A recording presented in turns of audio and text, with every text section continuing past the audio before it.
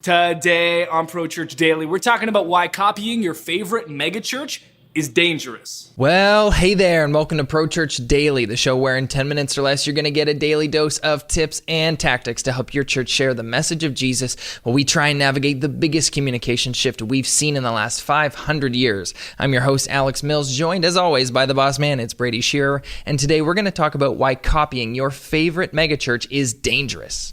Every day we do an episode of Pro Church Daily to help churches navigate this crazy digital landscape and communication shift that we're living through. Why do we do it? Well, because digital is very difficult. Yeah. Most people that serve and work in a church are wearing multiple hats. If you're listening to this, you're like, yeah, that's me. I'm raising my hand. I'm waving my flag in the car right now.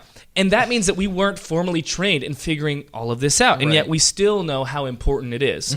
So that puts us in a little bit of a dangerous position, because when you don't know too much about a subject, and when you aren't well equipped to tackle the problem that you're facing, what do? You copy someone else who has done it previously. Right. And this isn't necessarily a bad thing, but it's like seeing your friend who lost a ton of weight and gained a ton of muscle, and you say, how did you do it? And they give you their experience, and then you think that if you just copy exactly what they did, you'll get to the same place. But that would completely misunderstand your unique psychology and the unique challenges that you will face, and your unique starting place, which is incredibly different from theirs. Yeah.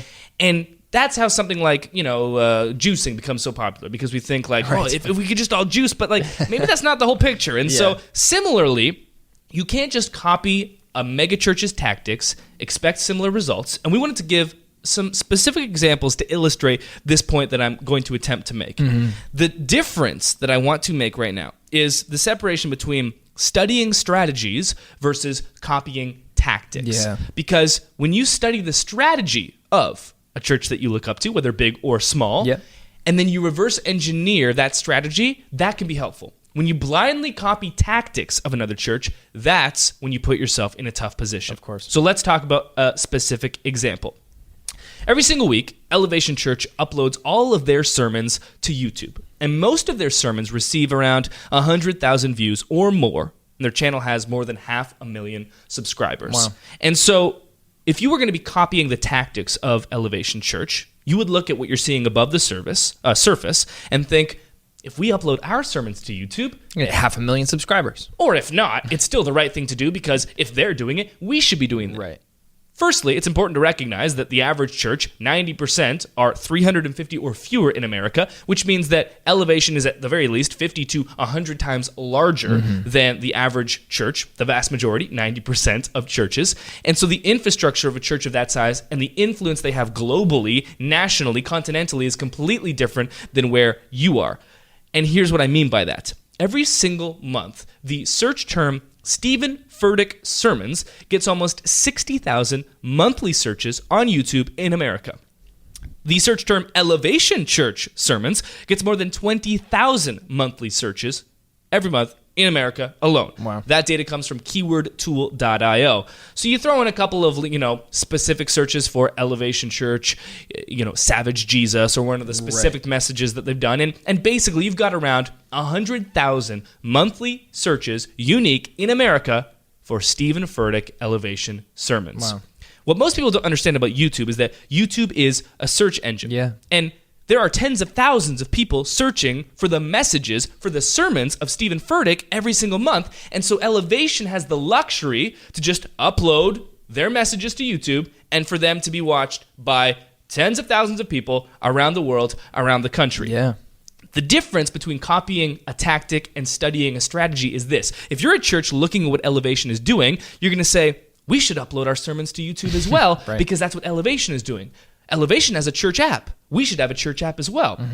That is a way to failure, because it doesn't understand why someone is doing something. All you do is copy the what. Right. And so what would you do if you were studying the strategy of Elevation Church? Well, you would recognize that Elevation is investing considerable resources into YouTube. Why are they doing that? Well, YouTube is the second largest search engine in the world, the second most popular website, even more popular than Facebook in the world. 95% of Gen Z uses YouTube. Wow, the attention there is crazy. Maybe we should invest resources in that.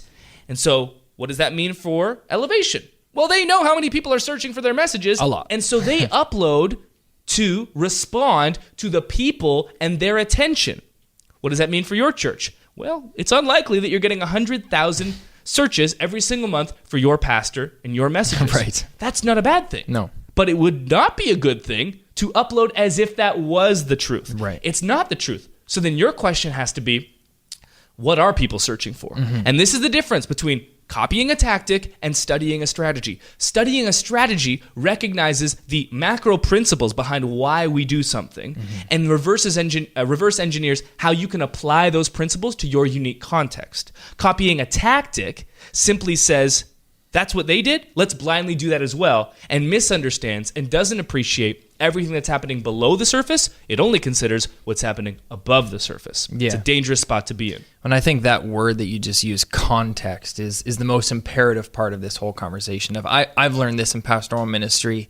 Sometimes I've learned it the hard way. You go to a lot of conferences, you hear a lot from a lot of your pastor friends across the country. You see, more than you ever wanted to see online about other people's churches. And like you said, if you just try and copy that tactic to your own church, it's likely to result in failure.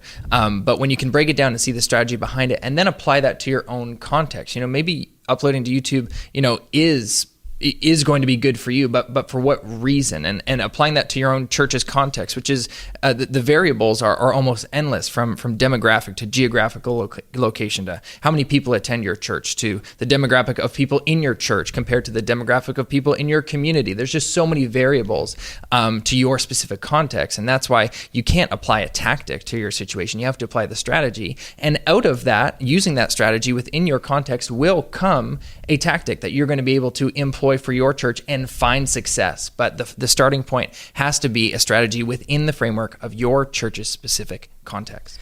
The tactic would be going on the crash diet of juicing, misunderstanding the undying principles of being healthy. The strategy would recognize that I need to be more active and eat less, and then finding out a way for that to make sense for you.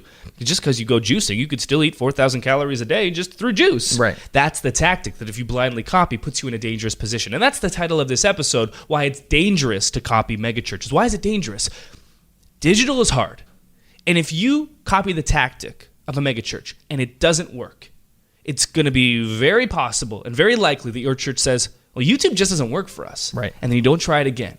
And you completely neglect the tens of thousands, the hundreds of thousands of people, the macro attention, the crazy amount of people that are paying attention there.